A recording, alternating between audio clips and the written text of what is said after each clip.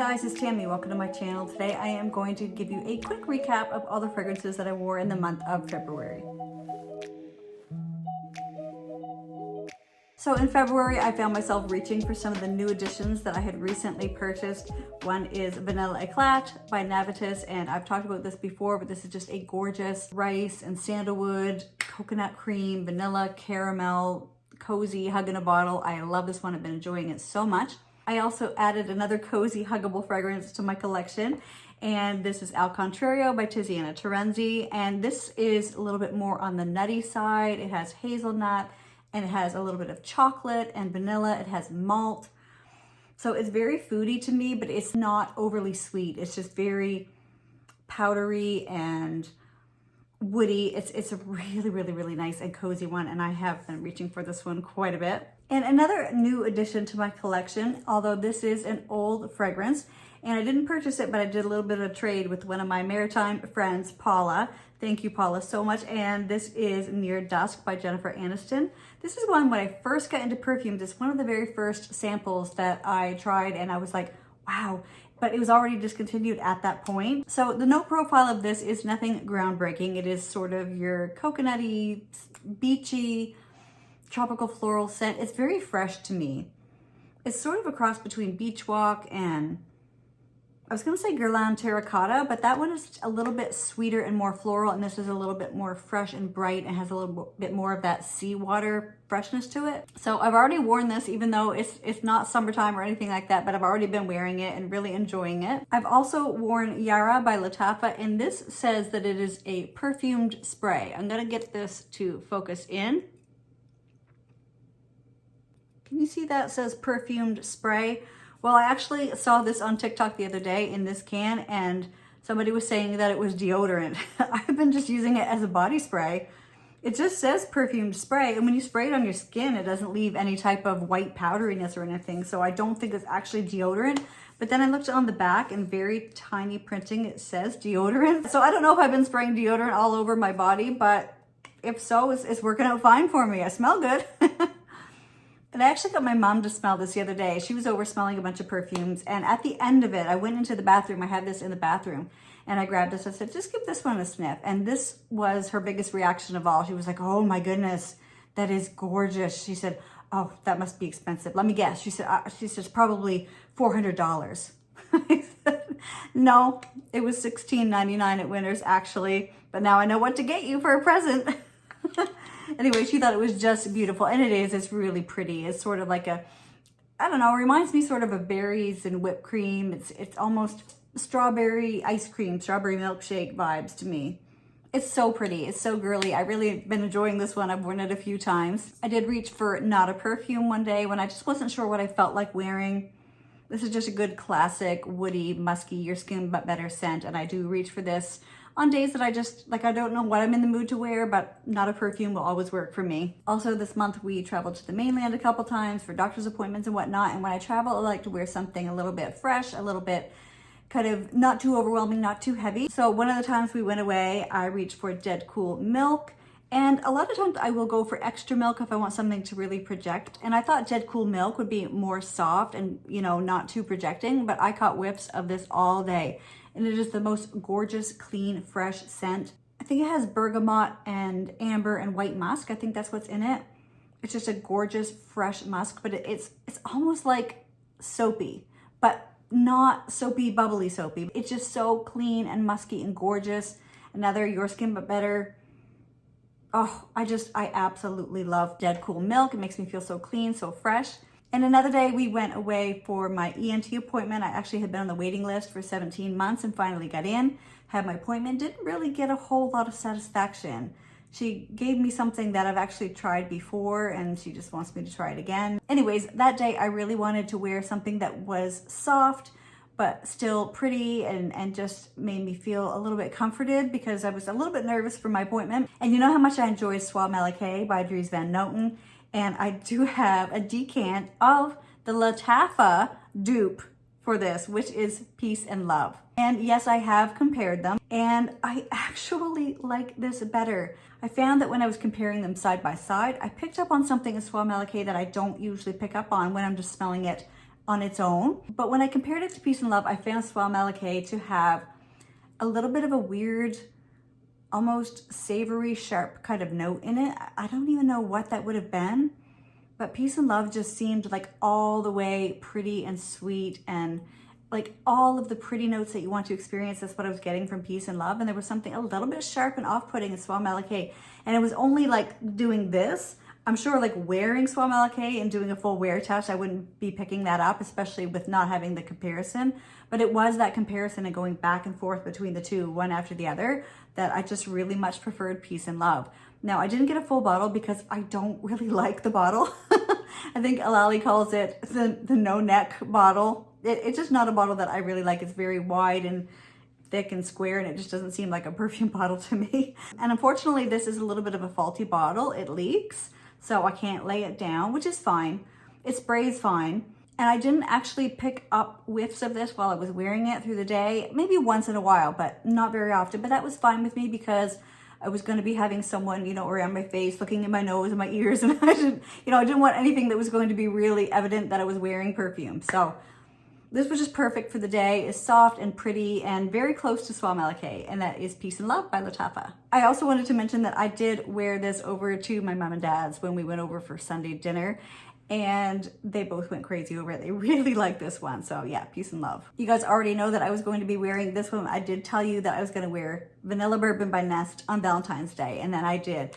Now, it wasn't a fancy Valentine's Day. I had a black sweatshirt on. We cozied up and watched TV, and I did put on Vanilla Bourbon. And this, I mean, I just love this. This is a very buttery jasmine vanilla scent. Really love it. And I eventually probably will get a full bottle of this one. So those are all the standout full bottles from the month of February, but I did a ton of sampling. You guys, I ordered so many samples. I've been playing around with them. Some of them were some that my friends have recommended. I also had gotten some samples along with my bottle of Near Dusk from Paula, and I've just been playing around with those. And I feel like the pattern of my perfume wearing is changing a little bit. I feel like I'm not reaching for my collection as much because I'm doing so much sampling, which in a way is good, but it's really changing the way that I'm wearing my perfumes. And it's just interesting. And if you remember in January, I told you that I was going to be going through my samples and actually taking one note and comparing all my samples with that note as the predominant note. And in January, I did Peach Week,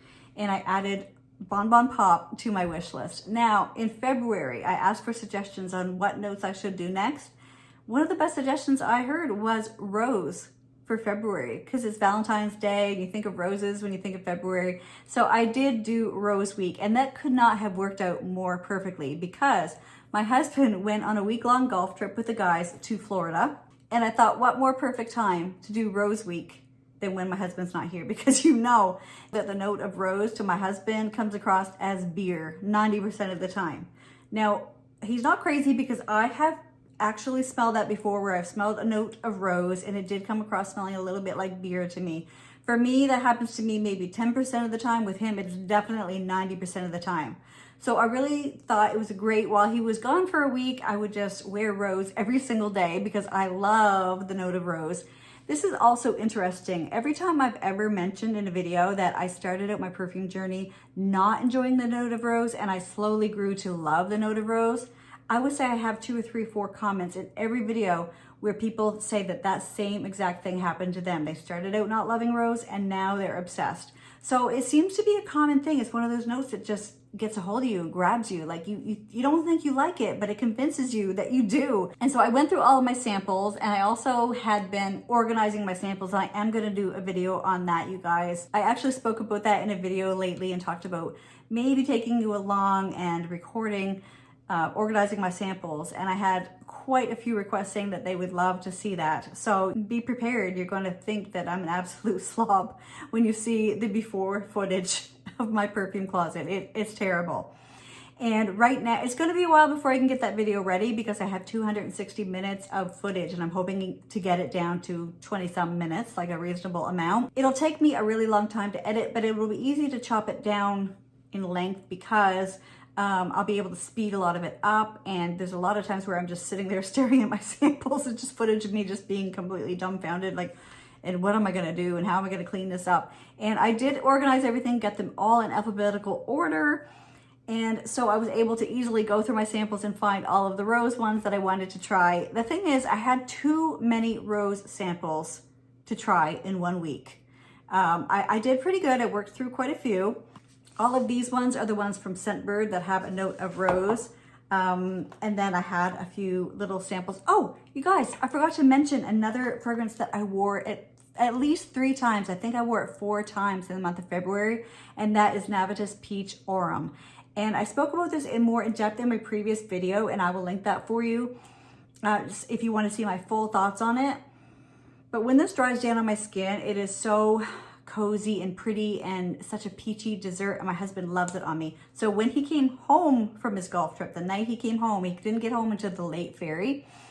He came in through the door and I was wearing Peach Aurum, and that's the first thing he said, "You smell so pretty." And he mentioned it 2 or 3 times that evening. So I'm down to 3 ml. I started it with 5, and I'm going through this pretty quick. But I wore this, so that was the 4th time I wore it in February. So I had worn it 3 times before that. It's kind of addictive once you start spraying it. The opening is not my favorite because it has amaretto, and I don't like amaretto. You may or may not know that about me, but you do now. So the opening isn't my favorite, but that actually fades off pretty quickly, and you're left with such a cozy, addictive, peachy, woody, desserty. Oh, it's so pretty. So then I also had a Scentbird decant, and we'll get into that in a second. And you know, this is one of my favorite little discovery sets that I've ever had, and it's by the brand Siren. And I know Siren is sort of, I don't know, I feel like they're almost a thing of the past. You just don't hear anyone talking about Siren, but I've always been kind of a fan of their fragrances. I actually owned Amber Musk, and I quickly returned it because it was just something a little, I loved it when I had the sample, but it was just something a little off about the bottle. But one that I have loved forever is Evening Rose, and I'll talk about that in a minute. Okay, so Rose Week. Let's talk about Rose Week. I started off strong with a Jusbox fragrance, Siren and Sailors. I talked about this in a video lately, and I said in that video I wasn't ready to call it a full love yet because I just had never done a full wear test. Anyway, when I wore this, you guys, it was such a lovely wearing experience. I absolutely loved it. When you first spray it out, you get Roses Vanille. You get Mancera Roses Vanille straight out to me. But when you're wearing it, it very quickly turns, like you get all of the fruitiness, and it's like fruity and boozy. So it's a fruity, boozy rose. I absolutely loved wearing it. The day that I wore this, I knew that it was going to be hard to beat. And you remember in Peach Week, I started off the week with Bon Bon Pop, and I thought this is going to be hard to beat. And even though I loved all the other peach fragrances that I sampled, Bon Bon Pop remained the winner, and it went on my wish list. So Siren and Sailors, when I sprayed that, I thought, okay, it's happening again. I'm starting off so strong that this is going to be hard to beat. This is probably going to be the one that ends up going on my wish list. But did it? Let's see. So the next day, I wore Damask by Aurum & Jane. You guys... I think when I first got the sample, I may have sprayed it out just quickly and gave it a quick sniff, but the wear test of this was beautiful. I loved it. Okay, so I really am a rose lover, and you know, I sprayed it on and I thought, oh my gosh, what is this reminding me of? It's very rosy, it's sort of fruity. It actually was giving me almost orange in the opening, like bursts of orange, but with rose. It was really, really pretty. And so, I mean, I couldn't help myself. I looked it up on Fragrantica and I saw it was compared to Delina, but that clued me in, but it wasn't reminding me of Delina. You know what it was reminding me of? Delina Exclusive. And I think that it's also listed as reminds me of on Fragrantica, but I wasn't getting the experience while wearing it of Delina. I was getting the experience of Delina Exclusive. That's what it was reminding me of, but it was a lighter, fresher, fruitier version.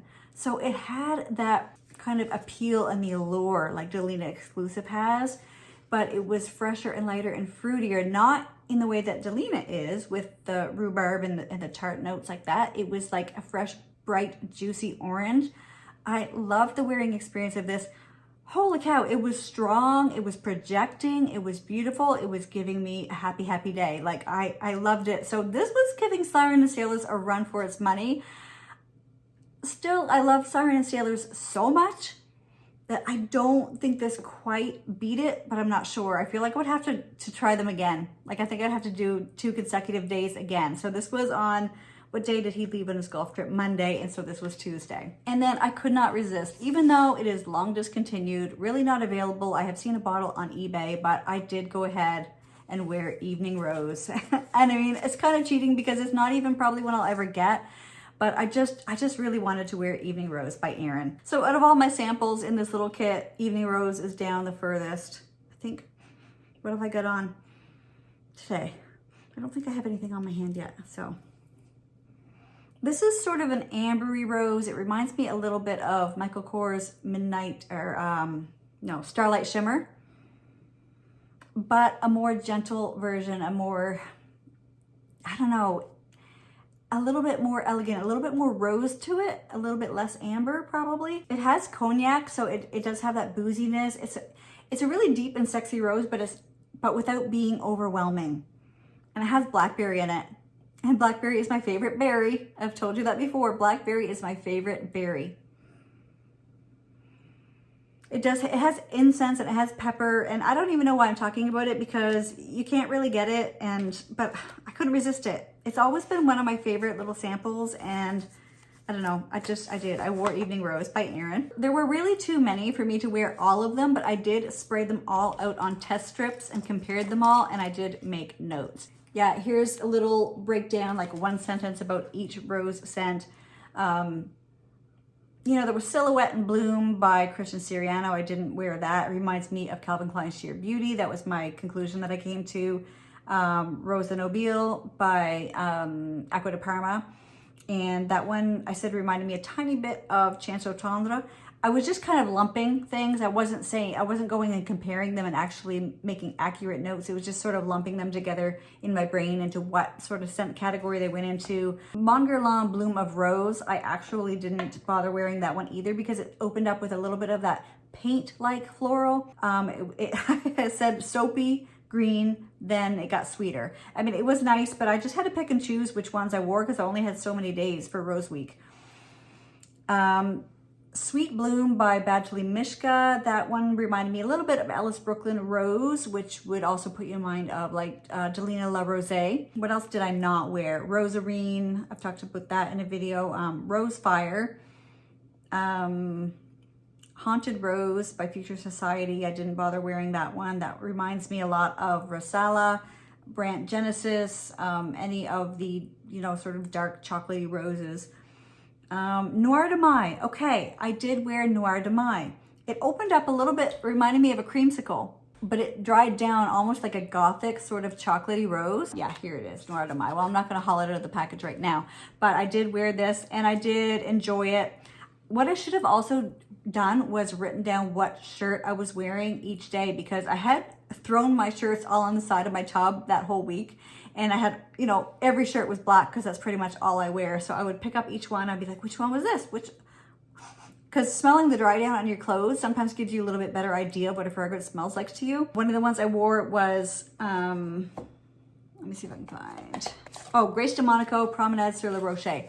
I wore this one and I don't know, I just found it a little bit too green and earthy of a rose for my liking. There were points in the dry down where I did enjoy it, but this is definitely not going to be a favorite of mine. And another one I wore is Confessions of a Rebel Rose.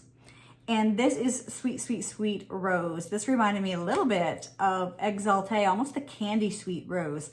It reminded me also of just sort of the sweet designery ones like Viva la Juicy by Juicy Couture. Let's see what I wrote about this Rebel Rose, a lot like Viva la Juicy. Yeah. There was a Glass House one, Midnight in Milan. Did I wear that one? I didn't make really good notes this time. I'm sorry, guys. That one reminded me a little bit of something like L'Extase Rose Absolute, something, you know, kind of a dark, earthy rose. So I really had fun during Rose Week, being all by myself in my house. No one here to tell me that I smelled like beer. Just was able to enjoy my rose scents. You know, rose scents are not ones that I like to wear out in public because I don't feel like they're crowd pleasers. Although I feel like people get complimented on rose perfumes. Maybe it's just a hit or miss thing. But I had a lot of fun during Rose Week.